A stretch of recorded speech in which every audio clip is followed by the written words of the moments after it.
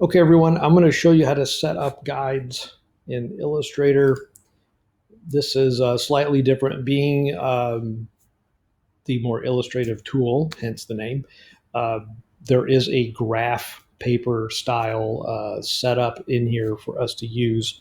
And there's a couple of really cool tricks with that I'll show you. So if I go to File, New, I'm just going to use this 8.5 by 11 inches CMYK. All of that's perfectly fine. I'm going to create. And I don't see my rulers, so I'm going to need to get those. Similar to Photoshop, I'm going to come down here to rulers, show rulers like this. Now I can do the manual setup for guides. So this might be something to be interested in doing, maybe for logo work or something, or you just want to set up your own. Now these are locked. You see I can't select them. Now if I want to unlock these and move them around, I can right click and I can unlock guides right here. And now I can move them. So it's nice that we can do that. We just want to make sure we lock them at the end. Okay. So I'm just going to go ahead and delete both of these and show you a couple of other tricks. So I'm going to go back into view and I'm going to come down to rulers, and you can see you can change rulers as far as like increments, units measured, things like that. But I'm going to come down here to look at the guides, hide and lock guides. Again, we have nothing here to lock, but we're going to show a grid. Now, I understand this is a little painful to look at the moment.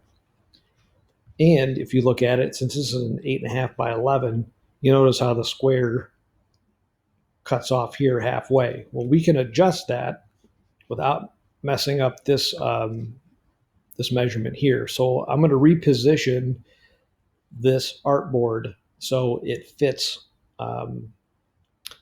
within these squares precisely. So I'm going to go ahead, and this right here is your artboard tool.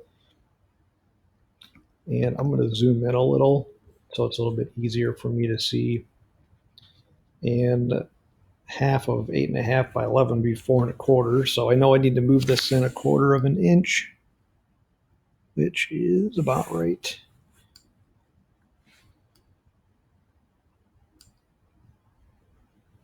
I can't get my thing to line up. And there we go. Okay, so you notice now on each side it's even. Since this is an 11 inch, each square in here is an inch. It's pretty darn close. So I can work within something like this. Something else that you might be interested in doing too, to make sure that you're lining up properly, is if you go back into view and you can go to snap to grid. Okay. So what that is going to do is this. If I go ahead and make this rectangle, and I'm just going to fill it with a color, and what I want to happen is to line up, let's say, with those perfectly. Okay. It's close, not close. It's me trying to, eyeball it. So instead of trying to do that, let's take the guessing away, and we're going to go snap to grid. So what this does, you can see when you're moving this around, it's actually going to snap right to it like that. And it also helps in making very precise shapes. It also works with everything else, circles, ovals, whatever. Again, it snaps right to the middle like that. And it's a sure way to make sure you are getting things lined up properly.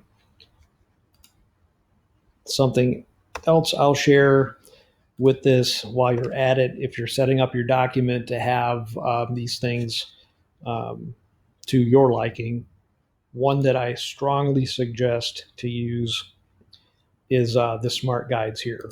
So right now I just turned it off. So what smart guides do is it will tell you if you're like near the center of the screen, if you have two shapes, how if they're close to each other. Um, I'm going to go back in and turn off the snap to grid and show you what I mean. So I've got these two here, and I just freely move them wherever I want, right? I'm going to come back into view, and then I'm going to choose the smart guides again. Now watch, you see those little guides in there, that line? It tells me if I'm moving from a straight line, if I'm close to the center. Right now I can see how that's lining up in the center of the screen right here. It'll even tell you the distance apart from other objects. It's also very helpful in moving things around, duplicating things. You can see this is the exact measurement of the space in between each one of these. So smart guides is something that I live by. They save me a ton of time as far as the guessing work, but it also helps keep you in check. So check these out. Let me know what you think. And if you have any questions, I'd love to help.